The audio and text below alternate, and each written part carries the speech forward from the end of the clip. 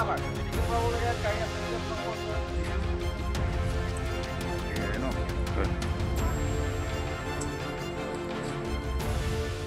ঘটনা আসলতে সমগ্ৰ তিয়কতে এক চাঞ্চল্য পৰিৱেশ বিৰাজ কৰিছে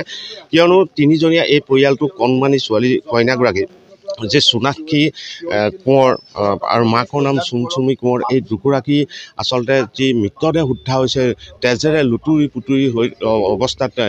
যি উদ্ধাৰ হৈছে আৰু সেই উদ্ধাৰ হোৱা ঘটনাই সমগ্ৰ অঞ্চলটোত এক চাঞ্চল্যকৰ পৰিৱেশ বিৰাজ কৰিছে আৰু পুৱাৰ ভাগত আসলতে ঘৰত যেতিয়া মানুহ উঠা নাছিলে স্থানীয় লোকসকলে জগাইছিলে আৰু বহুতেই যেতিয়া তেওঁলোকে কোনো সঁহাৰি নাপালে তাৰপিছত তেওঁলোকে গাঁওবুঢ়াক খবৰ দিলে আৰু গাঁওবুঢ়াক খবৰ দি তেওঁলোকে বেৰৰ ফাকেৰে চালে যে তেজেৰে লুতুৰি পুতুৰি অৱস্থাত মাক আৰু জীয়েকৰ যি মৃতদেহ সেই মৃতদেহ দেখি তেওঁলোকে আৰক্ষী প্ৰশাসনক খবৰ দিয়াৰ পিছত কিয় আৰক্ষী প্ৰশাসনে আহি ইতিমধ্যে দৰ্জা ভাঙি তেওঁলোকে যিহেতু প্ৰত্যক্ষ কৰাৰ পিছত আৰক্ষী প্ৰশাসন খবৰ দিলে আৰক্ষী প্ৰশাসনে আহি পেলাই ইতিমধ্যে তদন্ত আৰম্ভ কৰিছে আৰু আসলতে কোনে এই হত্যাকাণ্ড সংঘটিত কৰিলে পৰিয়ালকেন্দ্ৰিকে নে অইন কোনোবা সকলো তদন্তৰ পিছত পোহৰলৈ আহিব যদি এই সমগ্ৰ ঘটনাই আসলতে স্থানীয় লোকসকলৰ লগতে তিয়ক অঞ্চলত এক চাঞ্চল্যকৰ পৰিৱেশ বিৰাজ কৰিছে আৰু পুৱাৰ যিসকল লোক প্ৰত্যক্ষদৰ্শী আছিলে মই তেওঁলোকৰ সম্বন্ধীয় মই তেওঁলোকৰ লগত প্ৰথমতে কিছু কথা পাতি ল'ম দাদা কি হৈছিলে ঘটনাটো কওকচোন ঘটনাটো সেই প্ৰায় সেই 2টা বজাতে ৰাতি 2টা বজাত মাইকীজনীয়ে চিঞৰিছে হয় চিঞৰা দেখি আমি আহিলোঁ ওলাই আমাৰ পৰিয়াল সিহঁতৰ পৰিয়ালটো আহি সেই বটলা জপনা মুখৰ পৰাই মাত দিলোঁ ৰাস্তা পাই বহিব বহিবকৈ তাৰপৰা সি একো নাই বুলি ক'লে আমি উভতি গুচি গ'লোগৈ আৰু তেতিয়া লাইটটো দিলে ফেনখনো চলি আছিলে ৰাতিপুৱা শুই নুঠা দেখি আমাৰ মানে সন্দেহ হ'ল কি হ'ল ইমান দেৰি উঠা নাই মানুহবিলাক তেতিয়া মানে আমি আৰু সেই ওচৰটোৱে চববোৰ ইটো গোট খাই তাৰপৰা ভায়েকক মাতি আনিলোঁ বোলো কি হ'ল চাচোন ভায়েকে আহি ইফালে এই টেবুলখন জইন দি হৈ ফুটাই দি চালে বোলে মাটিত বোলে পৰি আছে মানুহ তাৰপৰা বোলে এটা কাম কৰোঁ তেতিয়াহ'লে আমি গাঁও পথাৰত মাতি আনিব লাগিব মাতি আনিবলৈ এইবোৰ ৰাইজে গোট খাবই নহয় তেতিয়া বোলো ৰাইজে দৰ্জা চৰ্জা হেৰি কৰিবলৈ তেতিয়া সোমাব সোমাই চাব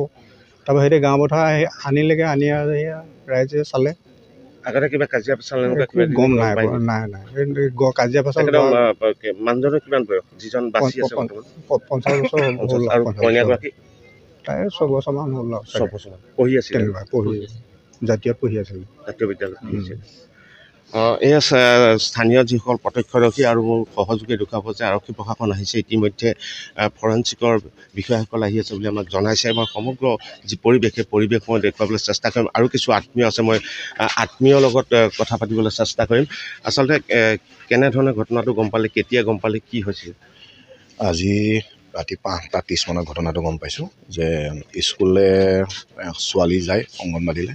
ছোৱালী যোৱাৰ কাৰণে জগাবলৈ আহিছিলে এগৰাকী ওচৰৰ বোৱাৰী মানুহে তেতিয়া জগাবলৈ আহোঁতে তেতিয়া গম পোৱা গ'ল যে মানুহ ভিতৰত মানে খিৰিকী দি চালে যে বিচনাতে পৰি আছে এনেকুৱা তাৰপিছত আমি ভাবিছিলোঁ যে প্ৰথমে তিনিজনী অৱস্থা এনেকুৱা হ'বলৈ আহিছিলোঁ পিছত গম পালোঁ যে আপোনাৰ এজনৰ যিজনে মাৰিলে বুলিয়ে ভাবিছোঁ নিজৰ হাজবেণ্ডৰ ঠিকে আছে বাকী অকণমানি 6 বছৰীয়া ছোৱালীজনী আৰু তেখেতৰ মিছেছ পৰি আছে কিন্তু কথাটো হ'ল আজি তেখেতৰ 10 দিনমানৰ আগত এটা বিশেষ কথা গম পাইছিলোঁ তেখেতৰ অলপ স্বাস্থ্যটো বেয়া আছিলে বুলি শুনিছিলোঁ অহকাৰণে আমাৰ ঘৰুৱাই হয় যেতিয়া শুনিছিলোঁ যে স্বাস্থ্যটো অলপ বেয়া আছিলে কিন্তু আজি ঘপককৈ এইটো সিদ্ধান্ত কিয় কেনেকৈ হ'ল নাজানো ৰাতি 2টা বজাত আপোনালোকে গম পাইছে 2টা বজাত অলপ চিঞৰ বাখৰ হৈছিলে তাৰোপৰি আপোনাৰ এইটো বলমা অঞ্চলৰ বা তিয়ক অঞ্চলতে নোহোৱা নোপোজা ঘটনা এটা হৃদয় বিদায়ক ঘটনা সেইকাৰণে আচৰিত লাগিছে শুনি কিন্তু এতিয়া যিজন জীৱিত অৱস্থাত আছে তেখেতে ঘটনাটো তেখেতে কৰিব পাৰে আৰু কোনে কৰিব তেখেতৰ যিহেতু নিজে আহোঁতৰ তেখেতৰ নকয় ইয়াততো এনেকুৱা নাই আমাৰ এই অঞ্চলত কোনো চোৰ ডকাইত বুলিবলৈ বেলেগ এনেকুৱা ঠাট পাতি এনেকুৱা আমাৰ ইয়াত এই জেগাটোত এনেকুৱা নাই নিশ্চয় তেখেতে কৈছে ধন্যবাদ জনাইছোঁ এইজন আত্মীয় কিন্তু তেওঁ আচলতে যিগৰাকী জীৱিত অৱস্থা আছে কল্যাণ গগৈ কল্যাণ কোঁৱৰ আৰু তেখেতেই আচলতে এই ঘটনা সংঘটিত কৰিছে বুলি সন্দেহ প্ৰকাশ কৰিছে আৰু যোৱা নিশাও তেওঁলোকৰ ঘৰত হুলস্থুল শুনি স্থানীয় লোকসকল আহিছিলে আহোঁতে তেওঁলোকে কিন্তু একো নাই হোৱা বুলি লোকসকলক পঠিয়াই দিলে আৰু পুৱাৰ যেতিয়া ছাত্ৰীগৰাকী স্কুললৈ নোযোৱা দেখি স্থানীয় লোকসকল আহি